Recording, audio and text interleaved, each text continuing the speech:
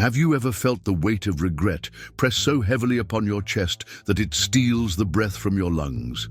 I have, and not in a poetic sense, but in the raw, suffocating silence of a prison carved from failure and shame. No chains bite deeper than the ones forged by your own decisions. My name is Samson. Once, my name echoed like thunder across battlefields. It stirred fear in our enemies and courage in the hearts of my people. But now, it means nothing. It lingers like a forgotten wind down the corridors of those who once trembled at my presence. It wasn't always this way. There was a time when strength pulsed through my body like fire, when my sinews moved with divine power, and the weight of entire gates was as feathers to me. I was the chosen one, set apart before I could speak, called to break the yoke that held my nation down. So how did it come to this? How does a man anointed to bring freedom end up grinding grain in chains, mocked like a spectacle? There's no simple answer, just a trail of choices, missteps, compromises, voices ignored, and desires followed blindly. I wore arrogance like armor, but it did not protect me from myself. Every scar on my body, every bruise across my spirit reminds me of the path I chose. Beyond these walls, the Philistines rejoice. Their laughter pierces the stone. They raise cups in my disgrace. To them, I am no longer a warrior, just a blinded beast, conquered and humiliated. And maybe they're right. What remains of the man who once slayed legions with a bone in his hand? Nothing but a shadow. A flicker of what used to be, yet even in the blackest dark there are whispers. I feel it. A faint tremor within my soul. Not strength, no, not like before. This is something else, something deeper, a longing, a plea, redemption. My hair, the outward sign of my vow, has begun to grow again. I feel it between my fingers, coarse and unfamiliar. But it reminds me, God is not finished with me. Was this always part of the plan? Or did I write my own downfall with every selfish act? I cannot say, but I do know this. I still breathe, and as long as breath remains, my story is not over. Capture didn't end me. Blindness didn't silence me. What continues is more than flesh. It's a flickering hope that perhaps even now I might honor the purpose I once betrayed. Because sometimes it is only in the ruins that we discover who we truly are. So listen closely. This isn't a tale of defeat. It's the journey of a man who lost everything and found something far greater in the dust. I am Samson, and this is not the end. Long before I ever drew breath, my people walked in the shadow of oppression. The Philistines, mighty seafarers, skilled in iron, cruel in rule, had carved their grip into our land. Their blades glinted in the sun while we, the children of Israel, wielded nothing but tools and stubborn faith. Survival was a daily prayer. Every harvest, a gamble. Every morning, a plea that heaven had not forgotten us. Their domination was not just by the sword. They imposed their gods, their rituals, their arrogance. While they raised monuments to Dagon, a grotesque deity of fish and flesh, we built nothing. Our fields were raided, our people cowed. Israel had been called to be different. But over time, we drifted. Our hearts strayed. The line between sacred and profane blurred. And then, amid that despair, a promise was whispered. I was that promise. My parents were simple people, quiet souls from the tribe of Dan, living in the humble town of Zorah, where hope rarely lingered and silence filled more homes than laughter. My mother, barren for many years, had poured her grief into countless tear-soaked prayers, her nights heavy with yearning and unanswered whispers. Then, one day, everything changed. A messenger, not of this earth, appeared before her. He didn't come with trumpets or thunder, but his presence pierced through the ordinary, like light splitting the shadows. It wasn't merely what he said, it was how he stood, as though eternity itself had wrapped him in its garments. You will conceive a son, he declared, but there are conditions. You must not drink wine nor eat anything unclean. The child within you will belong to God from the moment life sparks in your womb. That was the beginning of everything. I wasn't meant to be ordinary. Even before I had breath, my life was marked by a divine assignment, one I couldn't yet comprehend. I was to live under the Nazirite vow, a sacred covenant between heaven and man. My hair would never be cut. My lips would never taste wine. My hands would never touch death. I was consecrated, not by choice, but by calling. My mother, though she couldn't fully grasp the weight of it, accepted her role with quiet courage. My father, Manoah, overwhelmed by awe and questions, sought clarity from the messenger. But the answer he received was not what he expected. Trust, not understanding, is what is required. So in the middle of a broken land and a weary people, a promise was planted, a promise wrapped in paradox, strength cloaked in vulnerability. My story, in truth, began long before I spoke my first word. It was woven into the cries of a nation longing to be free and the mercy of a God who refused to remain distant. From the earliest days of my childhood, it was clear I was not like the others. While children ran freely through the streets of Zora, I lived under invisible boundaries. My days were shaped by strict instructions and holy limits. Each rule, each denied indulgence, etched a reminder into my soul. I had been set apart. My mother watched me with eyes full of both tenderness and tension. She loved me deeply, but her gaze carried a silent knowledge. She knew I was destined for something far beyond our little town. Every meal I consumed, every drink I rejected, was a daily act of devotion. I didn't understand why then. I only knew I couldn't live like the others. As my body grew strong and my limbs gained power, something deeper began to stir within. While my friends grew weary, I remained tireless. Where others hesitated before wild animals, I stood unflinching. Soon the whispers began, in the markets, near the wells, among the elders. Is he blessed, some wondered, or is he cursed? Others asked in fear. But I was just a boy trying to make sense of why I was so different. There were moments, fleeting but piercing, when I longed to belong. I wanted to eat what others ate, to laugh without worry, to run without carrying the weight of a vow on my shoulders. Yet it only took one look from my mother, calm, unwavering, to remind me my life was not my own. I belonged to the one who had called me. My father, though proud, bore the strain of raising a child chosen for a destiny too heavy to explain. He didn't always have the words, but his steadfast belief grounded me when my faith faltered. Over time, I began to embrace who I was. While others trained with swords and armor, my battles were different.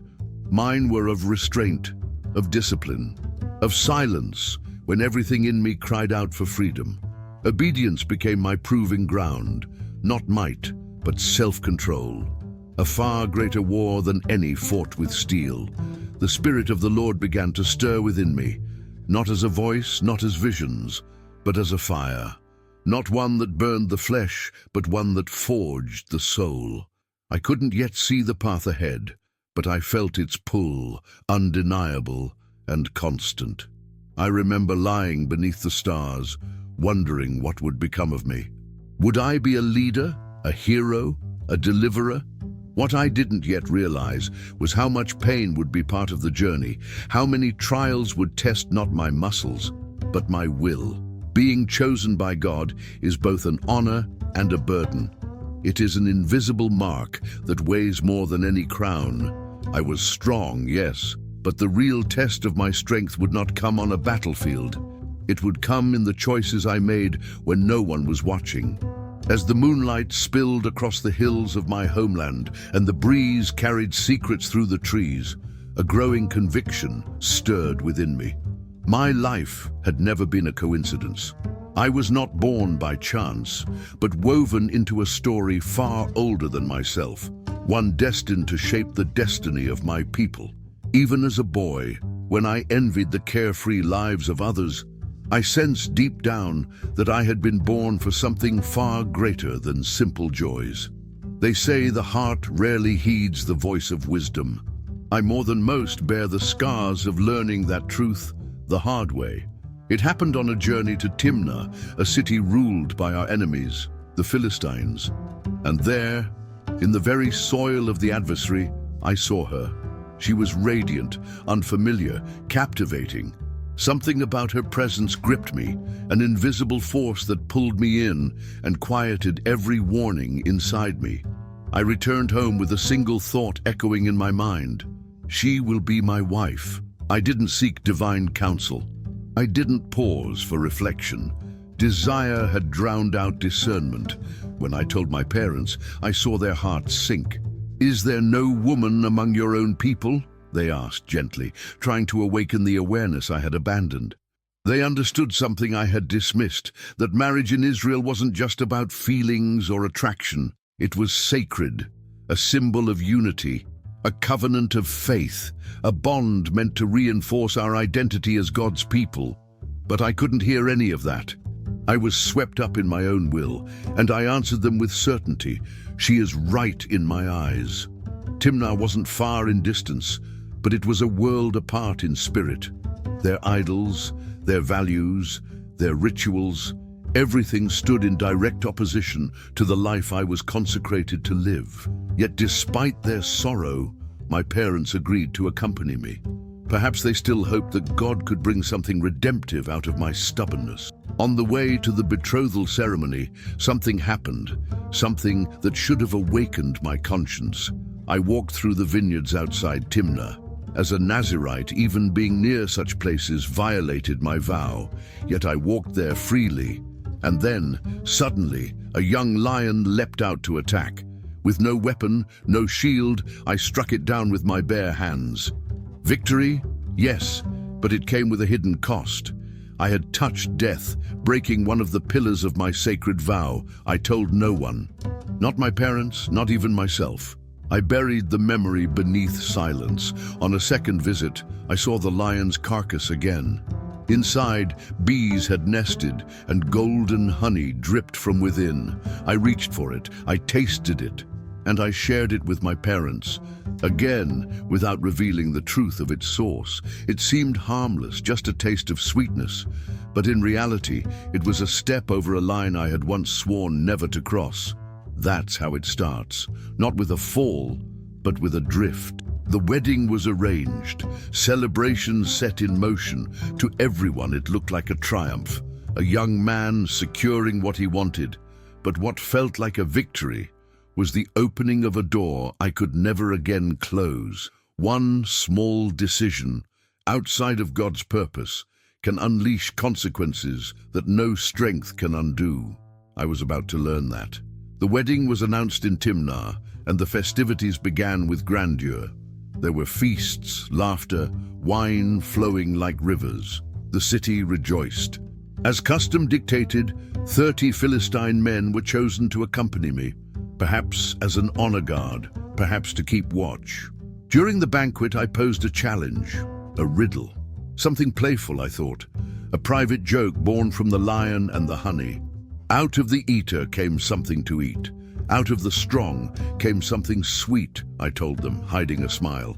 If they solved it within 7 days, I promised them 30 fine garments and robes. They didn't know that beneath my smile was a secret I had no right to hide. And I didn't know that this moment of pride would ignite a fire that would cost me far more than any wager. They had accepted the challenge with arrogance, confident they could crack the riddle. But as the days passed and the answer remained elusive, their laughter gave way to frustration. They weren't close to solving it. Their pride turned to panic. With time running out, they resorted to manipulation. They turned to the one person they believed held the key to unraveling the mystery, my bride. Not with reason or diplomacy, but with threats, with pressure. They pushed her into betrayal. Fear wrapped its fingers around her heart, and soon she came to me. Not with honesty, but with gentle touches and trembling tears. At first, I resisted her pleas, but her persistence wore me down. The endless sobs, the desperate questions, the guilt-tinged silence, they chipped away at my resolve. Eventually, I broke. I whispered the truth to the woman I thought I loved, never imagining how deeply that choice would wound me.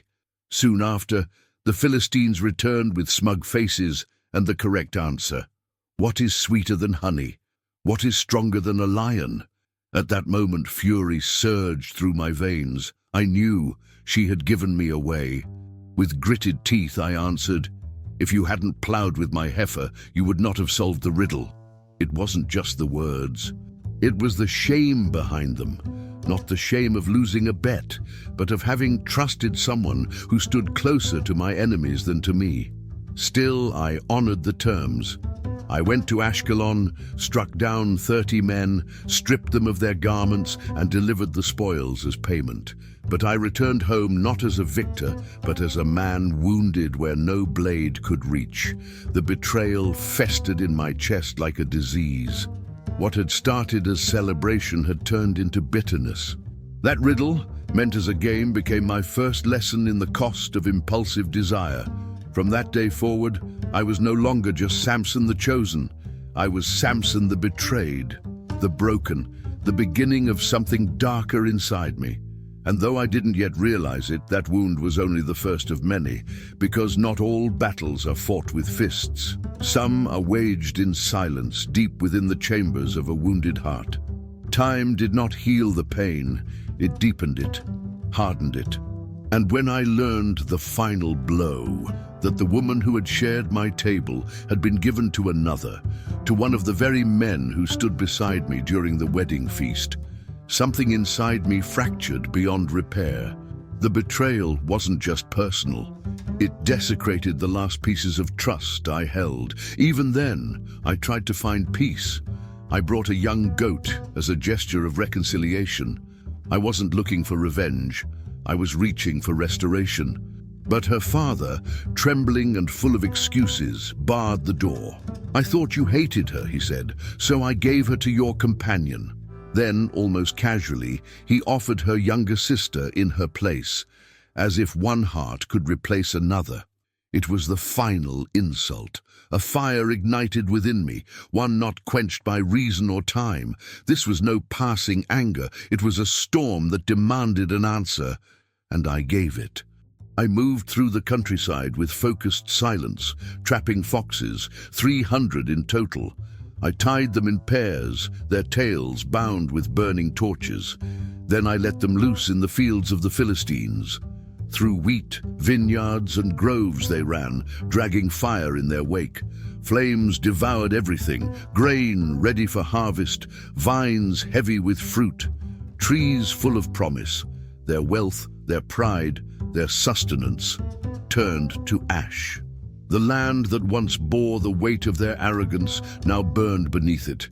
Panic swept through their ranks. "Who did this?" they cried. But the answer was swift. "Samson," someone whispered, and the whisper turned to a roar. Blinded by fury, they did what cowards do. They struck not at me, but at the vulnerable. They seized my wife and her family, and in cold vengeance they ended their lives with merciless cruelty. When the news reached me that they had taken her life along with her family, something inside me snapped. Grief didn't arrive gently. It came as a storm, and beneath the crashing waves of sorrow, a darker resolve took shape. I would not stop until every last one of them fell. This was no longer mere anger, it was a personal war, a covenant of vengeance sealed in ash and blood. I struck without mercy. Each blow I delivered was not calculated for glory or triumph. It was born from a place deeper than strategy. It was raw, relentless, and fueled by the unbearable sting of betrayal. After wreaking havoc among their ranks, I withdrew to a cave in the rock of Etam, not out of fear, but out of a need for stillness, the eye of the storm. I knew they would come, that the fires I had lit would not burn unnoticed. They would return, and they would not come quietly. I didn't care. The voice of reason, the one that once whispered reminders of purpose and restraint, had long been buried beneath the rubble of vengeance. What had begun as a sacred mission was now a blood-stained path, and worse still, it was far from over. It didn't take long for the Philistines to retaliate. A full force was mobilized, determined to crush me at any cost. But the next blow didn't come from them. It came from my own people. 3,000 men of Judah climbed the hills to find me, not with swords drawn in allegiance, but with the fear of being collateral. They didn't want a hero. They wanted peace, even if that meant handing over one of their own. "Don't you know the Philistines rule over us?" they asked, their words heavy with resignation. They weren't angry, just tired of oppression, tired of consequences, tired of me. I didn't resist. I only asked one thing: promise me you won't kill me yourselves. They agreed. They bound me with new ropes and led me away like a criminal. We arrived at Lehi, and the Philistines rejoiced. They thought the story was over, that Samson was finally broken. But in that moment, when defeat seemed inevitable, a spark ignited. The Spirit of the Lord surged through me once more. The ropes fell from my arms as if they were nothing but threads touched by flame. I reached for the only weapon within sight, a fresh jawbone of a donkey. And with that crude instrument in hand, I turned and faced the enemy. The battle that followed was swift and ruthless. Their strength, their numbers, their armor, none of it mattered. 1,000 men fell, not by blade, not by army, but by the hands of one man and the remnants of a beast. When silence finally returned, I stood in the dust, blood and sweat on my skin, and spoke. With a donkey's jawbone, I made heaps upon heaps. With a donkey's jawbone, I have slain 1,000 men. The tale spread like fire across Israel. My name, already known, now thundered in the mouths of the people. But behind their songs of praise, something quiet was growing in me, something dangerous. Pride. I began to believe my own legend, that the power I carried was mine by right, that my victories were the fruit of my own strength, not gifts of the Spirit. The memory of the vow faded. The urgency of obedience dulled. I had been chosen, but now I lived as though I had chosen myself. Though the Philistines trembled at my name, I no longer trembled before God. I was appointed judge over Israel for 20 years. Yet with every passing year, my heart drifted further from the source of my power. I stopped listening. I stopped seeking. I stopped depending. The outside world saw a champion, but within, a quiet fracture deepened, a crack no enemy could see. And the day when that crack would become a collapse drew closer with every boast, every act done in my own strength. Great victories often carry within them the seeds of great downfalls. I was about to reap what I had unknowingly sown. It was in the valley of Sorek where I first saw her, Delilah. Her name carried a soft lilt, but her eyes held a cunning I did not recognize until it was far too late. She was unlike any woman I had met before. There was something dangerous in her, a volatile fusion of allure, charm, and quiet resolve. Delilah's gaze promised comfort, but concealed something far more treacherous. And yet, wrapped in my growing pride, I thought I was in control, even of my own heart. I believed I could play with fire and not get burned. I believed I was untouchable. I was wrong. Delilah became my sanctuary, my confidant, my most visible weakness. I surrendered to her presence, silencing the quiet warnings that stirred during my sleepless nights. What I didn't know was that while I rested in her arms, a trap was already being laid. The Philistine leaders had seen what I had refused to see. She was the key. They offered her a fortune in silver if she could unlock the secret of my strength. She didn't hesitate. With silken words and tender touches, she began her deadly game. Again and again, she asked me, "What is the source of your great strength? How can you be bound so that you cannot escape?" At first, I treated it like a joke. I lied. I told her of fresh cords, of magical bindings, each time inventing stories to keep her at bay. She tested them all. She tied me in ropes. She used new strings, but each time I shattered them like threads of air. With every failure, her charm turned to persistence. Her affection soured into frustration. "How can you say you love me," she cried, "when you won't trust me with your truth?" Her words, her tears, her constant pleading like water dripping on stone, they wore me down. What once felt like affection turned into exhaustion, and at last I surrendered. Tired, broken in will, I gave her the one truth I had never spoken aloud. "I have been set apart for God since birth. If my hair is cut, I will lose my strength." I saw it in her eyes, a flicker of satisfaction she tried to hide. She was no longer a lover. She was a hunter who had finally captured her prey. That night, as I lay sleeping with my head in her lap, she summoned a man into the room. And with quiet blades, they stole more than just hair. They stripped away my strength, my identity, my divine purpose. When I awoke, I tried to rise as before, to break free, but the strength was gone. Worse still, so was the presence of God. Delilah, once my delight, became the very tool of my downfall. It wasn't an army or a sword that brought me down. It was my blindness, disguised as love. My defeat didn't begin with a shout. It began with a whisper in the dark. Now, chained and broken, I understood the terrible price I had paid. I had traded my destiny for a moment of pleasure. The roar of the crowd still echoes in my ears. They paraded me like a prize, the mighty Samson reduced to a conquered man.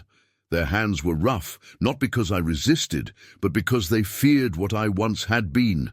But there was no need. The strength had vanished, and the spirit that once moved through me had departed. The first thing they took was my sight. Their blades carved away the light from my eyes, and darkness became my eternal companion. But it wasn't just the world around me that turned black. My soul, too, was swallowed by it. They dragged me in chains to Gaza, where I was thrown into a prison and forced into labor. I was made into a spectacle of defeat, a living symbol of their triumph over the God of Israel. Day after day, I turned the grinding wheel like a beast of burden, my hands worn, my shoulders heavy. Every turn mocked me, echoing with the memory of who I once was. There, in the silence, I was left to face the truth of my life, the selfish choices, the betrayals, the vow I had broken, all while my enemies celebrated, convinced their God had conquered mine. Reduced to a shadow of the man I once was, I clung to a single fading ember of hope. With every weary step around that endless millstone, something unexpected began to unfold. My hair, silent witness of my consecration, began to grow again. It was more than mere strands of returning length. It was a sign, a quiet symbol that perhaps, despite all I had done, the Almighty had not yet turned the final page of my story. The darkness that surrounded me in prison was not just a lack of light. It was the weight of a squandered calling, the echo of choices made in pride, in impulse, in rebellion. But in that quiet cave of humiliation, stripped of admiration and far from the noise of applause, I began to hear a different voice. It wasn't the roar of battle. It wasn't the cheer of a crowd. It was a whisper, a soft, persistent stirring from deep within, calling me back to something I had lost long ago. I came to realize that strength was never truly in my arms. It had always been a gift, a sacred trust that I had treated like a trophy. Every turn of that mill was an unspoken confession, every groan of the grinding stone a silent cry of repentance. I remembered promises made when I was young, vows spoken with sincerity before pride buried them beneath the sands of self. Now, with nothing left to offer, I lifted my spirit heavenward. I did not ask for revenge. I did not beg for riches or renown. I simply longed to be remembered, to be seen by the God I had betrayed again and again. And as my hair grew, quietly, unnoticed, it whispered of something sacred, that perhaps, even in failure, restoration was not impossible. That maybe, just maybe, the purpose I had abandoned still waited for me. There, in the place of my deepest disgrace, I discovered what strength truly meant. It wasn't found in the muscles of a warrior. It was found in the surrender of a heart made new. And for the first time in a long time, I understood. Victory was never about conquering others. It was about returning to the one who had never given up on me. The day of their great celebration arrived. The Philistines, drunk with arrogance, gathered for a grand feast in honor of their god Dagon. The city trembled with music and mocking laughter as they rejoiced over their supposed triumph. And I was dragged out of my cell like a discarded trophy. They pushed me into the temple, demanding a spectacle. A broken man paraded before thousands, men, women, nobles and rulers, laughing, jeering, feeding on my shame. A boy guided me through the crowd. He led me to the central pillars, the very bones of the temple's strength. My hands, trembling, found the stone. I felt their weight, the pride of my enemies, resting on these ancient columns. And then I prayed, Lord, remember me. Give me strength just once more, so I may repay them for what they've taken. I didn't ask for glory. I didn't ask for escape. I asked for justice. With everything left in me, I pushed against the pillars. The stone groaned beneath my hands. A sudden silence gripped the room. Then terror, then collapse. The mighty temple shattered, its roof, its idols, its people, falling in a final roar. And beneath it all, I fell with them. But in that fall, I fulfilled what my scattered life had only touched. I died among my enemies, but my spirit rose, not in shame, but in peace. For in that moment I knew I had not been forgotten by the one who had chosen me long before I ever understood what it meant to be chosen. My story didn't end with parades or crowns.